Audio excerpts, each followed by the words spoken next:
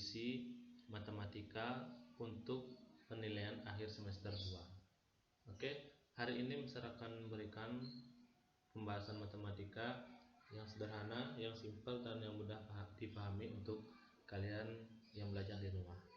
Jadi langsung saja untuk kali ini jawaban dari sisi matematika penilaian akhir semester 2. Oke, baik Mr. Ari. Nah, untuk soal nomor 1.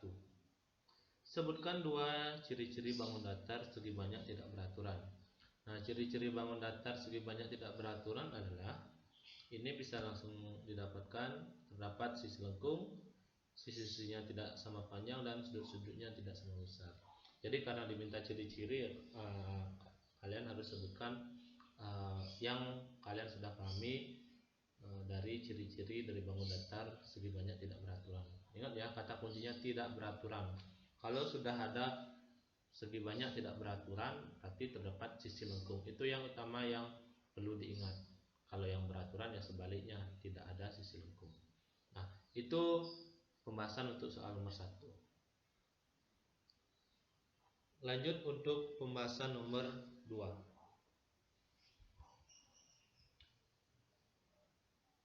Gambarlah minimal 3 bangun datar segi 4. Nah, bangun datar segi 4 artinya bangun datar yang memiliki 4 buah sisi atau 4 sisi dan 4 sudut. Jadi ada beberapa bangun datar yang memiliki konsep segi 4. Ya, di sini bangun datar segi 4 sebagai berikut ya, Mister berikan jawabannya. Ada persegi panjang seperti pada gambar trapesium, terus yang lagi ada jajar genjang. Nah, ini Mister sebutkan ada 3 untuk bangun datar segi 4. Ada beberapa lagi bangun datar segi 4 bisa kalian buat seperti layang-layang, belah ketupat, persegi, dan lain sebagainya. Nah, itu beberapa bangun datar segi 4 yang bisa kalian jawab ya. Ingat nanti digambar dan diberikan namanya agar tidak bingung ya. Kalau kalian sudah gambar dan berikan nama, itu mempermudah kalian juga ya. Lanjut untuk pertanyaan nomor 3. Nah, pertanyaan nomor 3 di sini adalah papan tulis berbentuk persegi memiliki ukuran sisi 9 meter. Tentukan keliling dan luas daerah papan tulis tersebut. Nah, yang diminta adalah keliling dan luas daerah papan tulis tersebut. Nah, karena di sini keliling dan luas papan tulis dengan sisi 9 meter adalah, jadi yang pertama kelilingnya adalah 4 kali sisi, yaitu sisinya 9 cm, 9 meter. Jadi bisa kalian tulis lanjutnya 4 kali 9, jadi hasil perkaliannya 36 karena satuannya di sini meter, pakai 36 meter. Nah, lanjut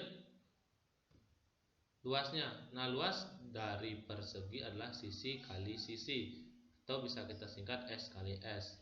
Jadi karena di sini sisinya adalah 9, ya bisa kita dapatkan 9 kali 9 dan hasilnya 81 meter persegi. Ingat kalau luas satuannya meter persegi atau meter pangkat 2. Karena di sini meter ya kita pakai meter. Oke, jadi ini untuk pembahasan nomor 3 kita dapatkan keliling dan luasnya. Kelilingnya adalah 36 meter dan luasnya adalah 81 meter persegi. Oke, kita lanjutkan untuk soal yang nomor 4. Nah, soal nomor 4 di sini yaitu carilah benda di sekitar rumah yang memiliki bentuk bangun datar, ukur dengan penggaris atau meteran untuk mengetahui ukuran sisi, panjang atau lebar. Sebutkan nama benda yang dimaksud, kemudian tentukan keliling dan luas daerah bangun datar tersebut. Jadi soal seperti ini Mister rasa sudah pernah diberikan pada pembelajaran daring sebelumnya. Jadi di sini Mister mendapatkan benda di sekitar rumah yaitu meja dengan ukuran panjangnya 3 meter dan lebarnya 2 meter. Ya, karena kebetulan Mister memiliki meja dengan ukuran yang disebutkan. Jadi langsung saja setelah kita ukur langsung cari kelilingnya. Karena di sini memiliki ukuran panjang dan lebar, jadi kita menggunakan keliling dari persegi panjang, sehingga kita dapatkan hasilnya 2 kali panjang ditambah lebar. Jadi untuk hasilnya panjangnya 3 dan lebarnya 2, kita dapatkan 2 kali 3 tambah 2. 3 tambah 2 adalah 5. Jadi kita dapatkan hasilnya 10 karena dalam satuan meter. Oke, jadi kita dapatkan kelilingnya 10 meter. Lanjut untuk luas. Nah, luas karena di sini bentuk meja yang Mister punya adalah persegi panjang, ya karena tadi juga Mister jelaskan memiliki ukuran panjang dan ukuran lebar. Jadi kita dapatkan untuk luasnya adalah panjangnya 3 dan lebarnya 2. Jadi kita dapatkan 3 kali 2, sehingga didapatkan hasil 6 meter persegi atau 6 meter pangkat 2. Jadi untuk nomor 4 sudah ya. Oke, kita lanjutkan untuk pembahasan nomor 5. Jadi nomor 5 di sini pertanyaannya adalah buatlah garis horizontal, garis vertikal, dan sinar garis. Jadi yang manakah yang namanya garis horizontal, garis vertikal, dan sinar garis? Jadi langsung saja untuk garis horizontal adalah ini garis horizontal, ya, garis horizontal, terus garis vertikal, dan lanjut garis sinar garis. Oke, sinar garis. Jadi sudah ya, kalau sinar garis lihat ada ujung panahnya ya, kalau buat kita sinar garis. Jadi sudah bisa ya bedakan horizontal, vertikal, dan sinar garis. Dan ini terkait beberapa pemahaman dari garis. Oke, lanjut untuk soal nomor 6.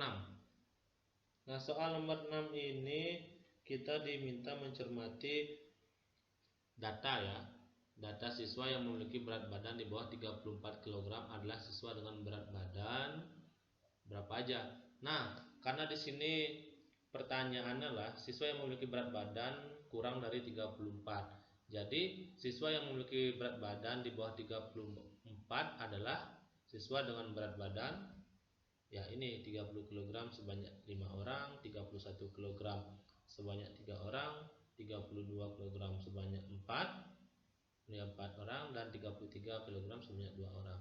Nah, berat badan 30, 31, 32, dan 33 itu adalah berat badan yang di bawah 34. Jadi setelah kita dapatkan list atau catat, sehingga kita hitung banyaknya, berarti kita dapatkan hasilnya ya tambahkan saja 5 tambah 3 tambah 4 tambah 2 sama dengan 14. Jadi total siswa yang dimiliki, jadi siswa yang memiliki berat badan di bawah 34 kg adalah 5 tambah 3 tambah 4 tambah 2 sama dengan hasilnya kita dapatkan adalah 14. Jadi untuk menjawab soal seperti nomor 6, kita harus list dulu datanya, urutkan dia dari data yang muncul, yaitu data dari yang terkecil sampai terbesar, atau sebaliknya data terbesar sampai terkecil. Kalau kalian sudah dapat listnya itu, baru kita cari banyaknya, hitung satu-satu. Misalnya angkat berat badan 30 kg sebanyak berapa kali muncul atau sebanyak berapa orang. Jadi kita harus hitung ya. Ini hitungnya manual, kita harus hitung sendiri, tidak bisa langsung dapatkan hasilnya. Seperti yang Mister buat 31 kg beratnya 31 ya, ada sebanyak 3, 32 kg sebanyak 4, 33 kg sebanyak 2, dan seterusnya. Jadi kita dapatkan hasilnya untuk soal nomor 6, yaitu siswa yang memiliki berat badan di bawah 34 kg adalah sebanyak 14 orang. Oke, cukup. Kita lanjutkan untuk soal berikutnya.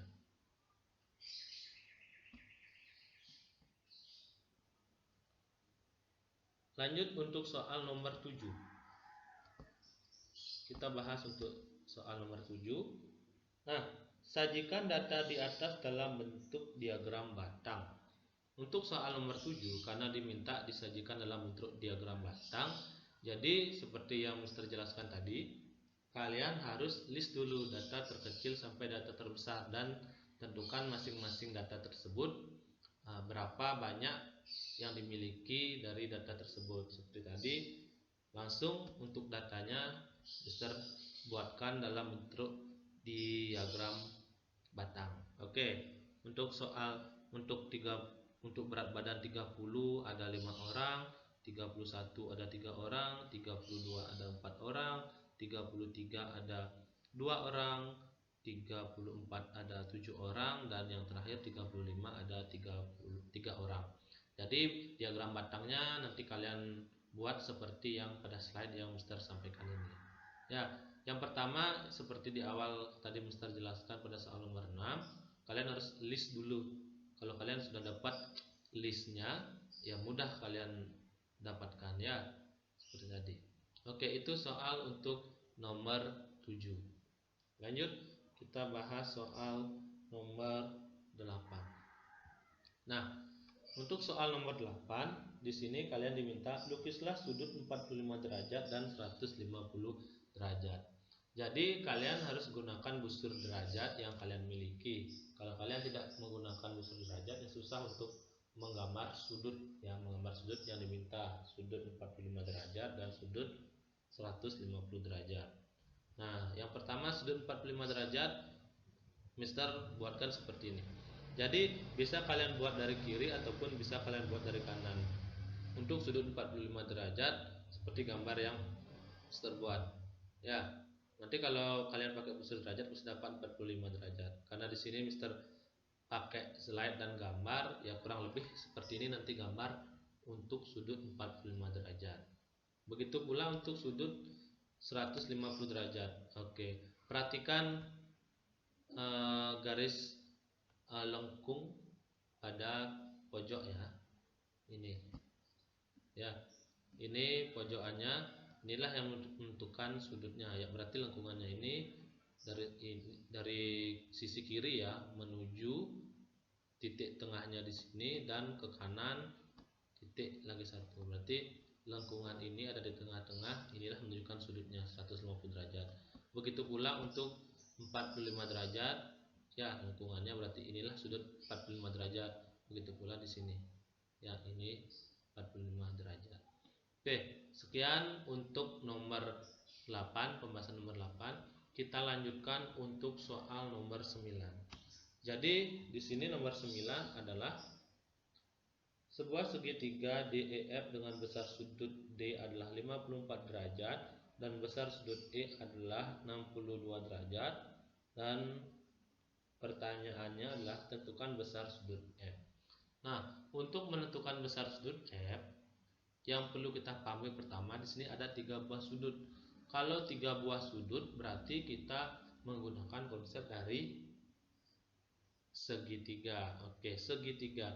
Jadi kita bisa langsung buat besar sudut F adalah 180 derajat kurang buka ya, 54 derajat tambah 62 derajat.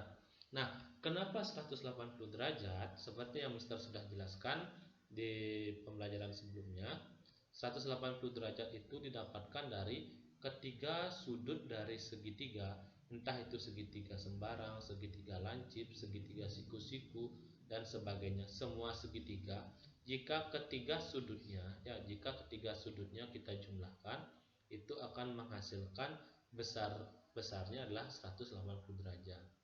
Nah, di sini sudah diketahui besar sudut D adalah 54 derajat dan sudut E adalah 62 derajat. Jadi tinggal kita jumlahkan sudut yang ada. Setelah kita jumlahkan ya, ini alurnya selanjutnya 180 derajat kurang 116 derajat. Jadi kita dapatkan hasilnya adalah ya 64 derajat kurang lebih ya. Nanti kalau misalnya ada yang salah hitung, coba diperhatikan lagi. Oke. Jadi jawaban nomor 9 kita dapatkan adalah besar sudut F adalah 64 derajat. Nah, itu untuk pembahasan soal nomor 9. Dan yang terakhir untuk soal nomor 10. Jadi soal nomor 10 ini tidak jauh berbeda untuk soal nomor 9, dia tidak jauh beda. Karena di sini ada gambar Nomor 10 di sini menunjukkan trapesium. Jadi untuk soalnya ya, bisa bacakan dulu. Sebuah trapesium sama kaki JKLM memiliki sudut J, sudut K, sudut L, dan sudut M. Besar sudut J sama dengan sudut K adalah 65 derajat dan sudut L adalah 115 derajat. Jadi pertanyaannya, tentukanlah besar dari sudut M. Nah, di sini ingat ya, seperti yang tadi misal, kalau di segitiga kita menggunakan 180 derajat yang dikurang.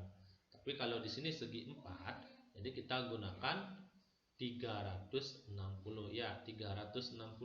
Kenapa 360? Nah, mirip seperti konsep dari segitiga, yaitu kalau segitiga, ketiga sudutnya jika dijumlahkan, segitiga apapun itu jika dijumlahkan ketiga sudutnya 180. Tapi kalau di segi 4, ketika dijumlahkan keempat sudutnya ya, perhatikan keempat sudutnya, jadi kita dapatkan besar sudutnya semuanya adalah 360 derajat. Oke, kalau kalian masih belum paham, nanti coba cari di buku latihan, buku PR. Perhatikan kalau ada gambar segi 4, mau itu persegi, persegi panjang, layang-layang, trapesium, coba cek setiap sudutnya dan jumlahkan. Jadi kalian akan dapatkan hasil 360. Nah, itu untuk pemahamannya. Lanjut untuk pembahasannya. Jadi kita dapatkan besar sudut M adalah, jadi di sini sudah ya, 360 derajat kurang sudut yang diketahui ya. Jadi sudut yang diketahui adalah sudut J, sudut K, dan sudut L. Masing-masing bisa kalian tulis 65 derajat tambah 115 derajat tambah 65 derajat. Jadi jumlahkan dulu yang dalam kurung. Setelah itu baru bisa kalian kurangkan. Jadi yang dalam kurung kalian dapatkan 245 derajat. Ya, jadi kita dapatkan 360 derajat kurang 245 derajat. Ingat satuannya jangan dilupakan ya, derajat. Derajat, derajat. Kalau ini kurang ya berarti salah jawabannya. Ini melengkapi ya. Lanjut, sehingga kita dapatkan hasilnya adalah 115 derajat. Ingat satuannya derajat. Jadi sekian yang bisa dapat Mister sampaikan. Untuk pemahaman soal selanjutnya, untuk pembahasan dan pemahaman selanjutnya ditunggu. Nanti tetap semangat, tetap jaga kesehatan ya, apalagi sekarang ada yang banyak yang ada yang sakit dan sebagainya. Tolong jaga kesehatan agar tidak terus sakit seperti itu. Oke, terima kasih. Dah.